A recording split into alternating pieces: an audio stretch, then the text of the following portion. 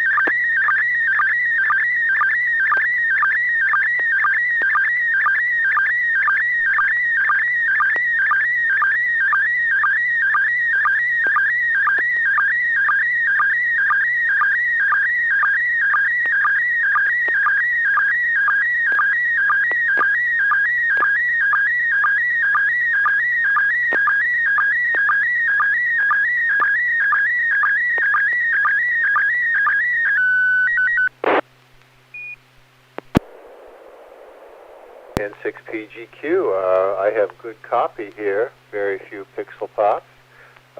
Anders, NR6H, you are first to comment.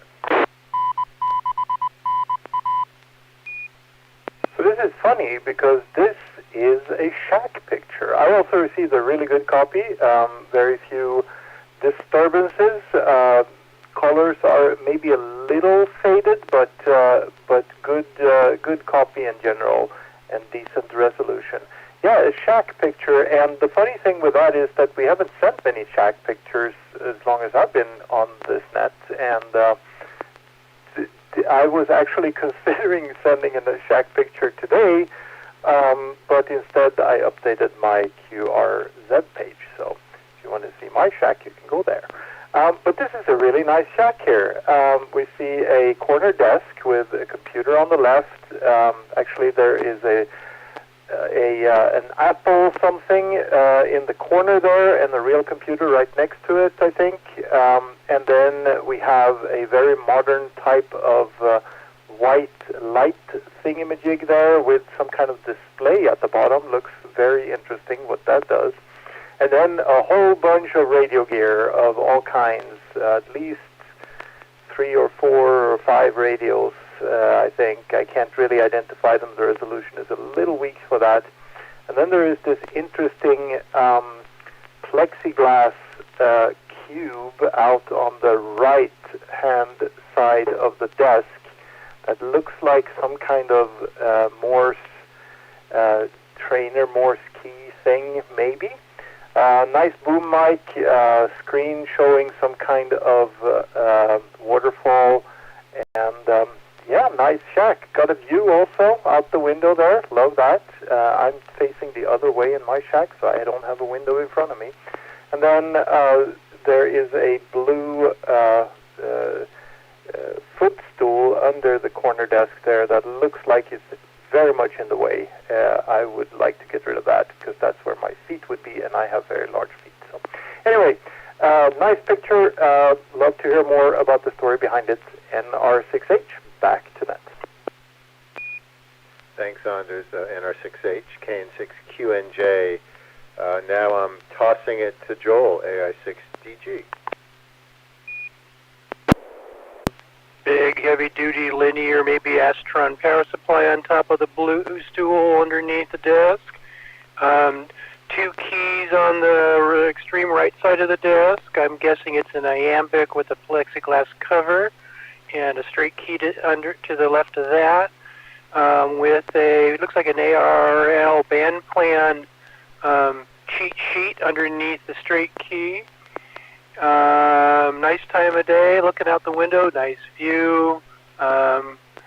Looks like it's either before sun up or just after sundown because it's a little dark out there.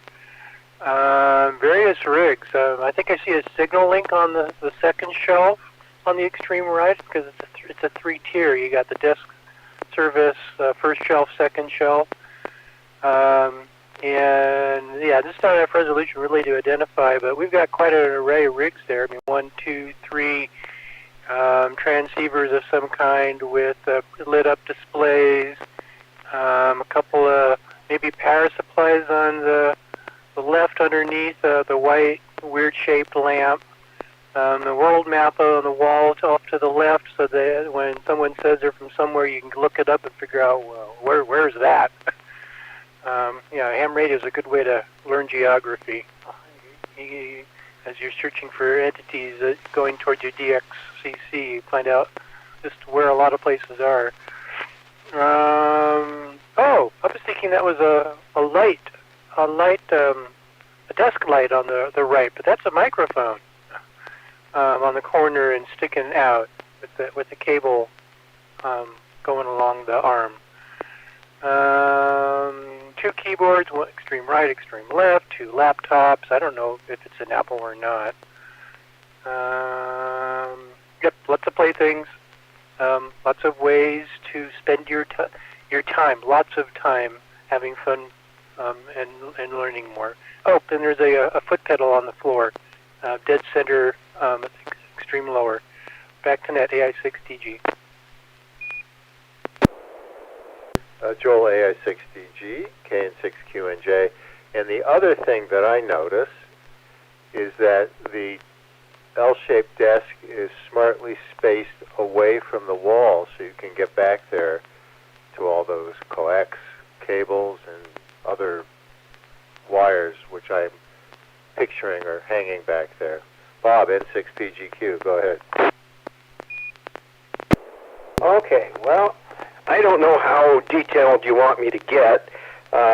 This is called Before the Move, and I took a picture of my shack before I decided to reorganize everything. So if you want me to go through what's where, I'll do that. Otherwise, I'll just answer some questions. I have a question. Where did you get those risers? I got them at IKEA, the same place I got the pieces of wood.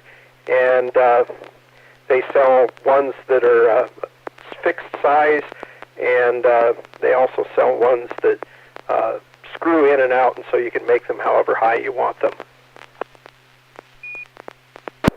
Copy. Thank you. Are there a handful of prominent features you'd like to share? Oh, I can go real fast and go from like left to right if you want to do that. Yeah, I think for this crowd we better. Okay, well, left side is a second monitor for the Apple MacBook that's there. To the right of it is a basically worthless computer, but it is required to do some amateur radio software. I think they call them PCs or something like that. Anyway, back over to the left, the bottom lit unit is the Green Heron rotor controller for my antenna, and above it is the Step-IR SDA 100 controller for my antenna. The curved thing is a lamp, and to its right is a monitor for the emergency communications stuff that the national government does, and below it's the rotor controller for my 2-meter antenna. Just to the right of that's dumbing load. And then we go to the good stuff. On the left bottom is my KPA 500 amplifier. Above it's the KAT antenna tuner and a small speaker. To the right of it is the pan adapter. Above that is a, let me see, what's there? That's a 220 radio transceiver. Right of it's another 220 receiver. Below it's Elecraft K3. Let me see, what else is there? That's a spare keyboard, and that goes into the pan adapter. Below it's a FT847 all-mode transceiver. And then in the little section in the middle that you can't see real well is an FT100D all-mode, an FT311 220, Bridgecom 220 FM, and the Signal Link sound card, which you guys mentioned. On the top is a speaker, antenna switch, another speaker, clock that tells me UTC and local, and my 440 tuning aid, and the keyboard for the pan adapter. And that's my old shack. Can you tell us about the keys? Sure. The left one is a Navy flame proof, and the right one's just a plain old ordinary bencher paddle with a plexiglass cover over it. Copy. Thanks, Bob. N6PGQ, KN6QNJ, NR6H, or AI6DG. Any questions? Why does the lamp have a display at the bottom? Oh, because it tells me what time it is, and it's set for UTC. Light and the time. That's awesome. Thank you. NR6H. What about the microphones? I only see the one on the boom. Or do you have some sort of audio switching system? Okay. Joel, do you have any questions?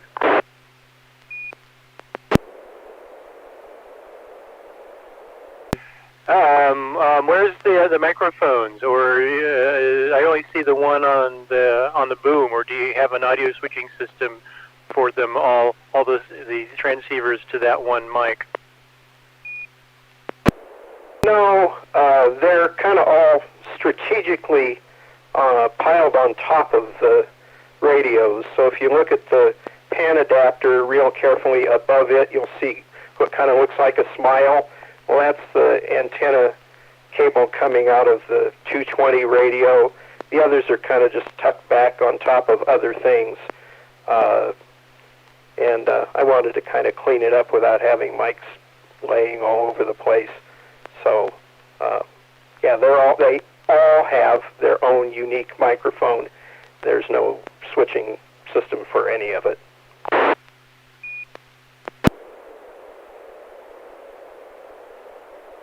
Thanks, Bob. N6PGQ, KN6QNJ. One last call for questions because there's so much here, and then we'll move to Anders. N6PGQ, just one quick thing. Everybody was talking about the step that's underneath there, and it's basically off in the corner. So if you face the desk square on, your feet aren't hitting anything. You can push the foot switch or anything like that. But the step is a conductor's step for an English double-decker bus, N6PGQ. I actually recognize that now. That's very cool. All right, Anders, NR6H, it's your turn to share an image. All right, I will try tone first because this is a new audio setup. You had tone. So here we go, and just because I can, I'm going to do MR73. So that's MR73 coming here.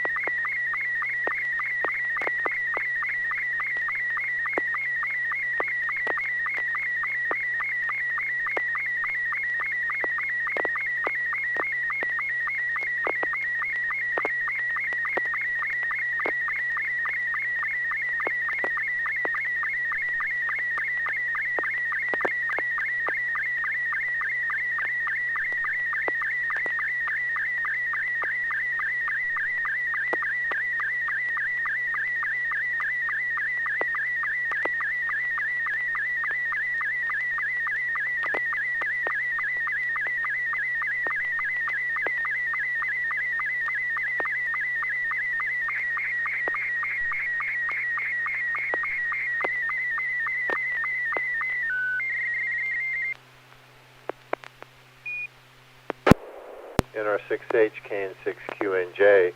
Well, first of all, thanks for using a different protocol, an MR73. I got a pretty good image. I got some pixel pops in and out. It looks like some sort of microphone switch that I'm guessing you built. With the switch to the left, it's normal, and to the right, it's exciting. It's the normal mic and the exciting mic. Joel, you go ahead, AI6DG. I wonder what the resolution on this is, because it looks excellent, and it was really quiet. Your audio was a little low. You need to kick that audio level up a fair amount. Yeah, when I first saw this coming across, I was thinking that lettering was professionally done, but nope, it's handwritten. You have very neat handwriting. So we've got some plastic box that's obviously been repurposed. We've got two RJ, looks like maybe RJ45 connectors on the bottom, labeled RA and HS. I'm curious what those mean. A switch above that between norm and what is it? E something. EXMIC, and above that two like maybe 0.5 millimeter standard phone stereo jacks, labeled MIC and PTT. I've got some interesting green artifacts on the extreme right. One's kind of a tapered, starts about a third of the way down and turns and is gets a little bit wider and wider and wider. It's not very wide by the time it gets to the bottom, but it's a really pretty green, but it's definitely not part of the image. And I've got just a tad of that on the extreme upper right corner. I don't know if it's just a mismatch between your transmitter and my receiver. That could be SSTV artifacts. And an interesting bug in the SSTV software is that because this is a slightly different dimensioned image from the previous image, off on my extreme right and extreme left, I have a little bit of the previous image, little slivers all on the extreme right and extreme left. This is the picture viewer full screen. Makes it much more obvious to me. Back to net, AI6DG. AI6DG, KN6QNJ. Very interesting. You know, on my received copy on my computer, I do not have that green on the right, but on the YouTube feed, what you were describing is there, that tapered green sliver on the right side of the picture. And I also see a little of whatever's behind from the prior picture, so that's really interesting. Bob, N6PGQ. Well, on my computer screen, I don't have any of the previous information. I do have a little tiny green triangle up in the upper right-hand corner and a black bar with a little bit of purple shading on the left side. Quality of the picture's good. Came by really fast. There are a few pixel pops, and this is a project that I think he made for Rio Americano High School. So I'll be interested to hear what it is. N6PGQ. All right, Anders, the floor is yours, NR6H. All right, interesting with the green sliver, because if you look at the specs of the MR73 protocol, I found some documents about it, and it is one of the modes that was implemented by the author of the SSTV software. So that's why I thought it was interesting to try it, because it was kind of the most native protocol to the SSTV software there is. And on those pictures, there is also a little bit of green sliver on the left, actually, so that's interesting. As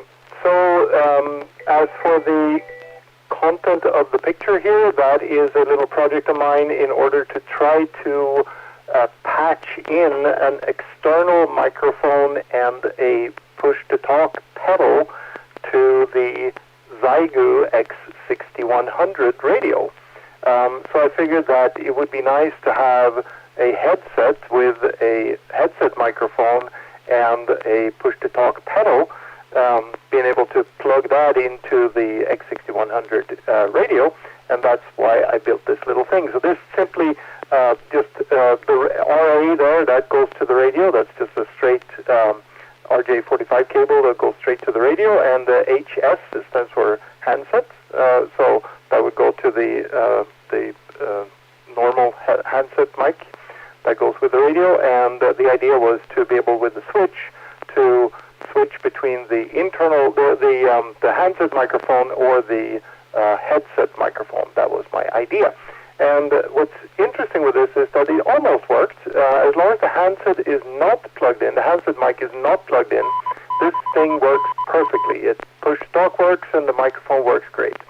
But if I plug in the handset, it appears that the handset somehow is powered by or uses a signal from the microphone, and the handset actually powers down and causes a push-to-talk.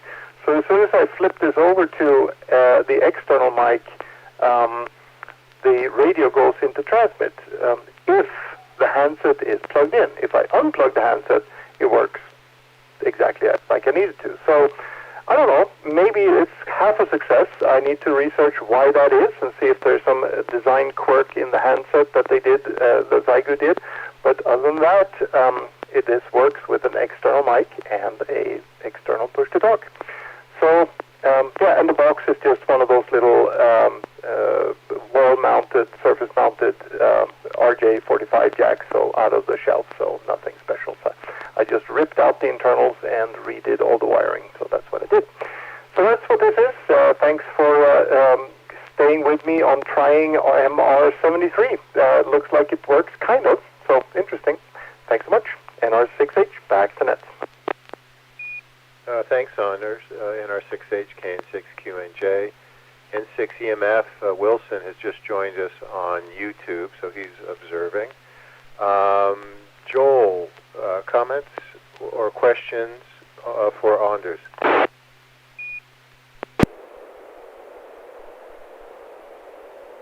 Just a comment. One of the Zygo YouTube videos I was watching had exactly what you're describing happen, where he's doing an unboxing, and every time he plugged his mic, you know, the hand mic into the radio, it would go into transmit mode. So something about he thought it had a bad mic, but I'm wondering if there's some setting set up that causes the mic in certain conditions to activate push to talk.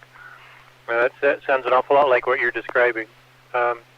Anyway, yeah, I mean, that's the neat thing about these radios, is especially these Zygo X6100s. There's so many things. It's touching on so many different technologies, and there's so many things to twiddle with and to have fun playing with and to learn and see where you can take it. Back to net AI6TG.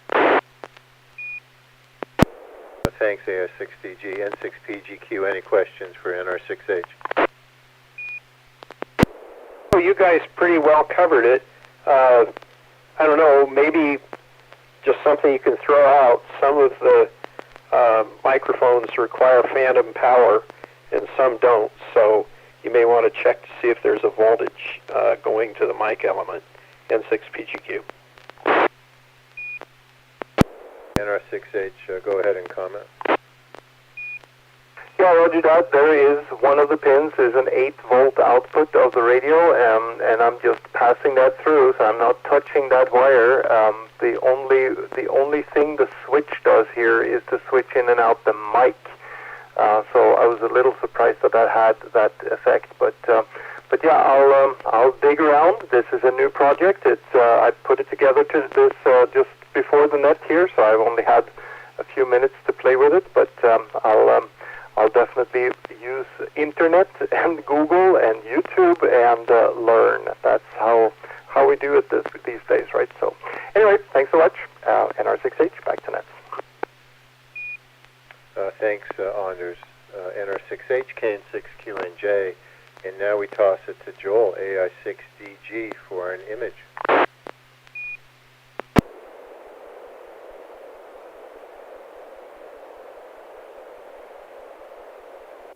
PD 120.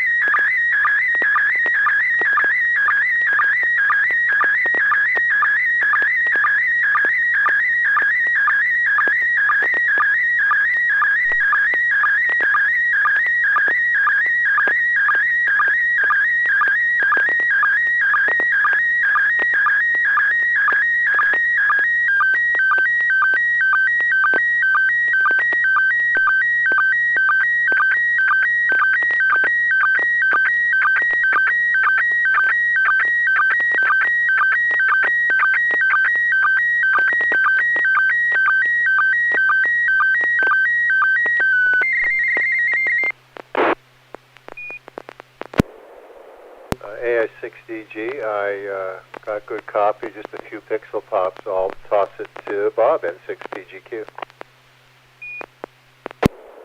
Well, knowing AI6DG, this isn't in Florida or Anaheim.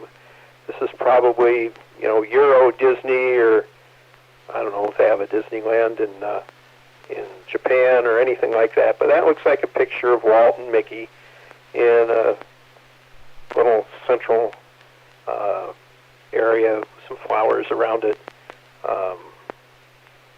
Castle in the background, trees, very few pixel pops, and it looks pretty good. We'll wait and see what happens, N6PGQ.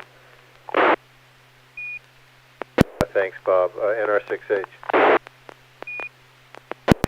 Yeah, I don't recognize that castle in the back there. I don't think it's Anaheim, so I would go with Bob's idea there that this is somewhere else. Not sure where, but I'm sure we'll learn soon. NR6H, back to net. I'm going to guess France, but let's kick it to Joel, AI6DG, KN6QNJ. I've never been outside of the U.S. unless you count talking across Rainbow Bridge at Niagara Falls or getting off the cruise ship at Cozumel or Jamaica. Yeah, this is Anaheim. And I used to say, you watch too much TV. But the problem is, who does off-the-air TV anymore? Now the problem is, you watch too much streaming video. Or you watch too much YouTube. Well, I'm definitely in that latter category. I'm definitely addicted to YouTube channels and topics. And it's amazing the range of things that you can find people doing on YouTube. And one of the things I'm addicted to are some of these live streamers at places. Started with Las Vegas. A whole bunch of people that just stream just walking around Las Vegas on the Strip. There's one channel that does kind of the same thing in New York. So you can. It's actually really interesting walking around New York, listening to the street sounds, taking in all the stores and sites you're walking by. And this past weekend, I found a new one. People walking around Disneyland. And this is a capture from that. And I think you know where this is. This is the main turnabout, kind of in the center of the park, right in front of Cinderella's, Snow White, Cinderella, right in front of the castle, at the end of Main Street, kind of in the center where you go different directions to all the different lands. And it's such a beautiful spot. Perfect Disney maintenance. I mean, you got beautiful flowers, and it's clean, and it's amazing how that they can fit that many people into such a small space and not have people feel like they're in a crowd. Back to net, the I6DG. Thanks, Joel. Just quickly for Anders, N6EMF on YouTube says, nice mic switch interface. Hope you're able to learn more about the mic interfacing. Thanks, Wilson, if you're able to hear that. Joel, yes, I agree with you about all the cool places to go and see and watch. Can you tell us just a little, did you take this photo yourself or did you capture it from somewhere? Well, this is a screen capture of a very enjoyable stream from this past weekend, where this particular channel would just take requests and go places and stand there for 15 minutes and had amazing views. This is not one of those stops, but they were just walking through from one place to another and stopped, and I did stopped the stream and did a screen capture for a few of these shots because there were some really nice ones. Copy that. Yeah, that's interesting. I never heard of that. Bob or Anders, any questions? So still hit the repeater?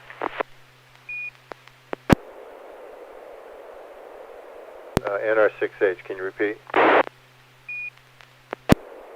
I had to step away from the radio here for a second, so maybe skip me right now. Copy that. Bob, N6PGQ, any questions? Well, I'm batting 1,000 as usual. You know, I figured it'd be somewhere else besides California, but there it is, N6PGQ. Well, just wait until I share my picture. I think you'll probably guess what it is.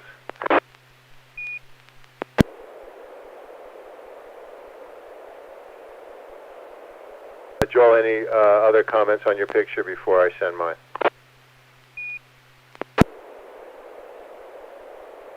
None for me, so go ahead unless there's others with questions or comments.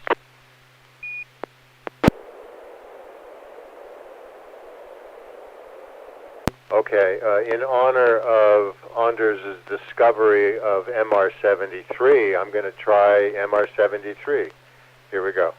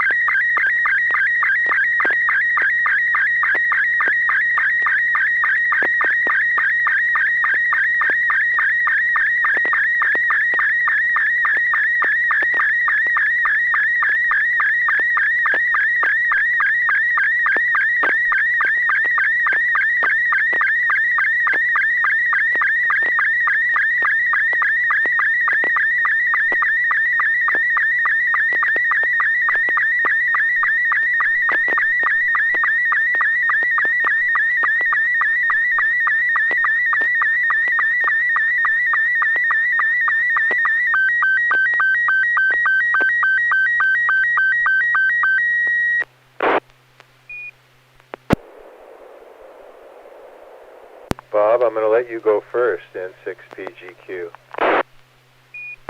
Oh, thanks.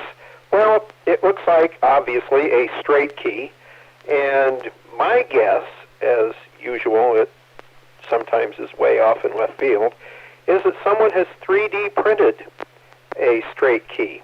So I'll be interested to see how that works. It's not a design I'm familiar with, but we'll find out. N6PGQ. AI6DG, comments? You know, that's the first thing that popped in my mind, too, is 3D printed, but there's just not enough resolution where you can really tell for sure. Although I do notice on some of the parts there is kind of that sheen from the resolution. You know, every 3D printed part kind of has, you can see the lines. I don't think I've ever seen anything that's printed with high enough resolution where you can't see that it's 3D printed. But a nice looking project, whether it's metal, plastic, or not. I'm assuming the base at least is metal to give it a good heft. And you got some nice metal hardware for the contacts and for the spring and so forth. And I'm sure that it was fun to acquire, however it was, whether it was built or bought, and to use. Back to net, AI6DG. AI6DG, KN6QNJ, NR6H, are you back? I am back, and I have almost the same thing, so I know what they look like, and I know what they feel like. We had this really big conundrum I did when I bought this thing. It came with different knobs or different hats, and this one has what I think they referred to as a thumb rest. The one I've got do not have the thumb rest, and I have no idea what's good or bad or why you would use one over the other. But it feels pretty good, this little key actually, and it's easy to adjust, and it's very sturdy for the size. It's way smaller than it looks on this picture though, so it's only about maybe 3.5 inches long, something like that, so the base there. But nice little key. NR6H, back to net. Thanks, Anders. Yes, this is James, KN6QNJ. Anders and I recently acquired these from a company called C.W. Morris in Texas, and they do 3D print all kinds of CW straight keys, paddles, etc. And it does that base is metal, so it doesn't move around, but it's not very big. I also don't know the significance between a thumb rest or not, or the different things, because I'm learning CW. Any questions? AI6DG. AI6DG, go ahead.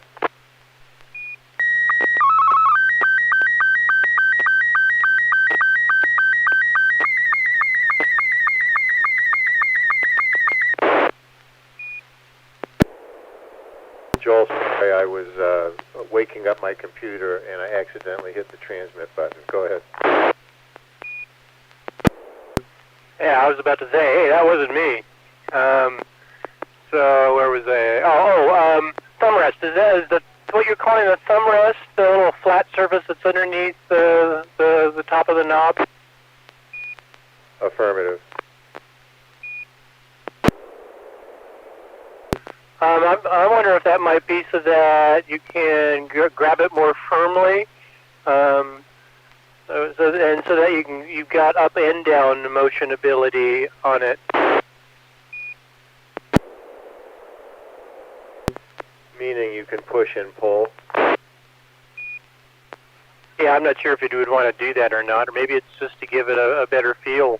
So that maybe, I don't know. I'm not the expert. I don't know the Morse code. I'm sure many others here have far more knowledge on that. So let's pass it on to them. Back to you, AI6DG.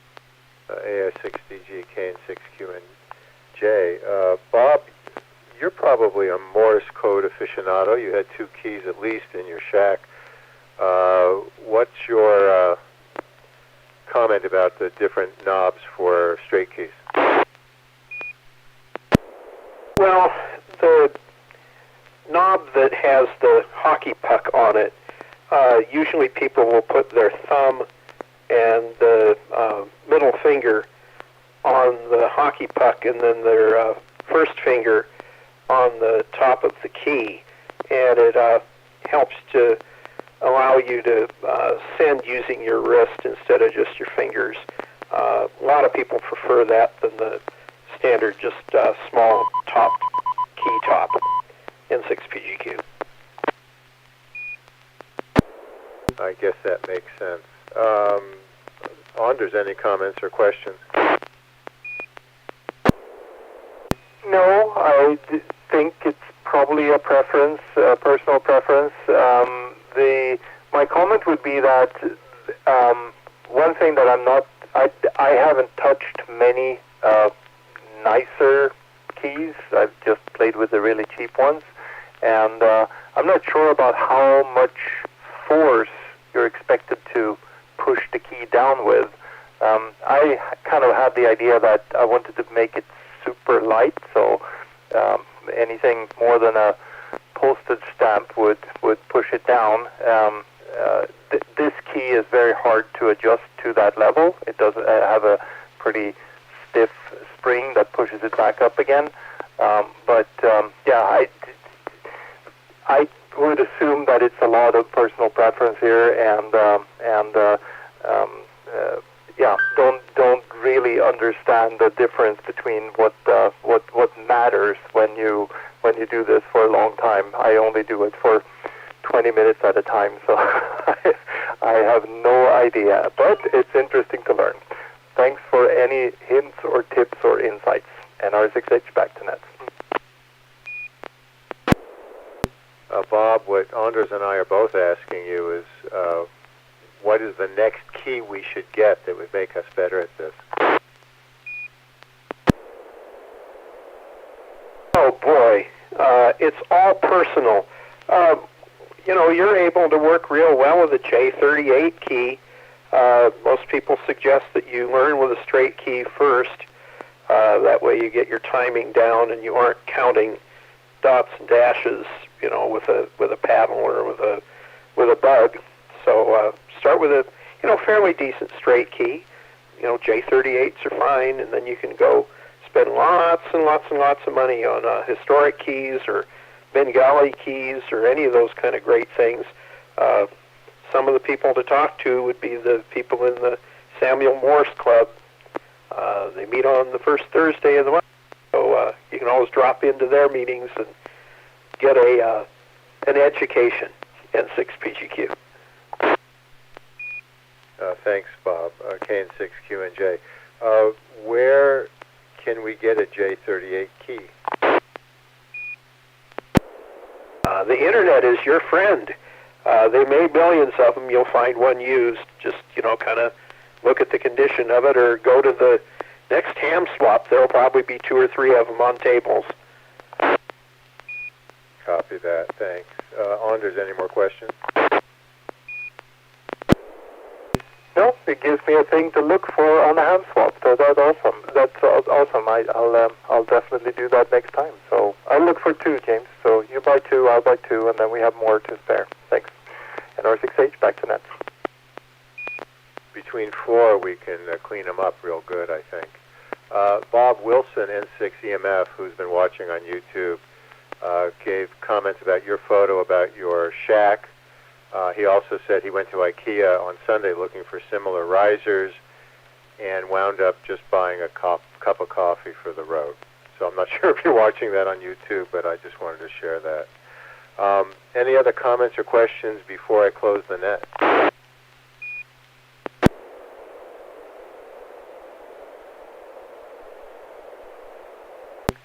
All right, well, with that, let's thank each other and anybody else who was watching, everybody who participated in tonight's Slow Scan TV Net. We hope to see you again next Wednesday at 9 p.m. The net is officially closed at 9:49 p.m. This is James, KN6QNJ, wishing you all a good evening.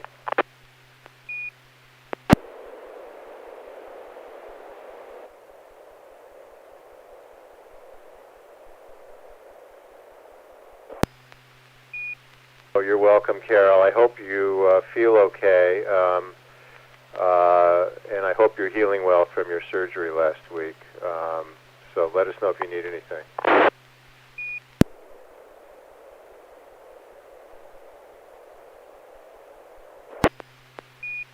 Oh boy, my daughter living in San Diego just had it, and then